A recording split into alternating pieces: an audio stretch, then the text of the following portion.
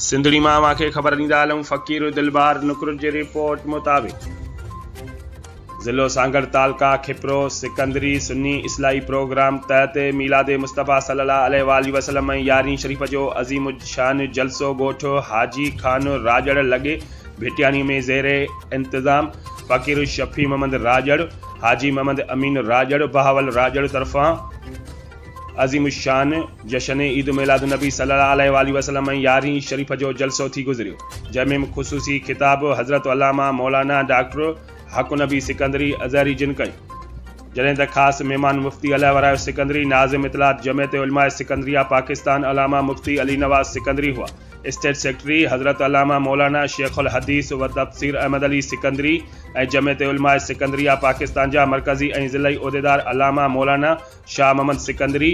अल्लामा मौलाना इमाम बख्श सिकंदरी अता मोहम्मद सिकंदरी ऐं ॿियनि ख़ुसूसी शिरकत कई डॉक्टर हक़ नबी सिकंदरी अज़हरी पंहिंजे ख़िताब में फरमायो त हज़रत पीर साईं रोज़े धनी रहमतुल्लाह अलैहि क़ुरान ऐं शरीयत मुहम्मद जी ताबेदारीअ जो सबक़ सेखारियो ऐं ॾिनो आहे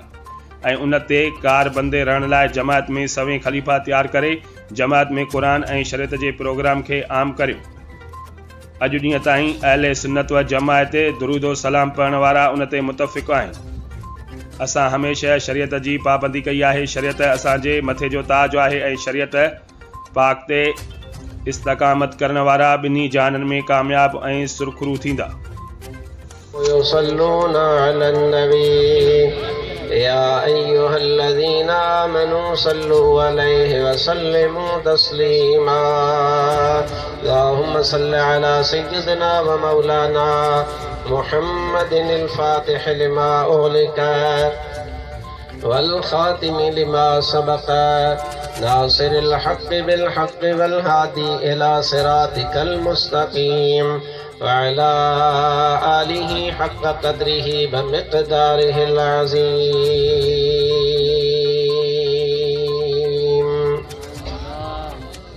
हम्दो सलात खां बाद हज़रात उलमाए ज़ी क़दर हुफ़ाज़े किराम ऐं प्यारी जमायत सगोरी अस्सलामु अलैकुम व रहमतुल्लाहि व बरकातुहू।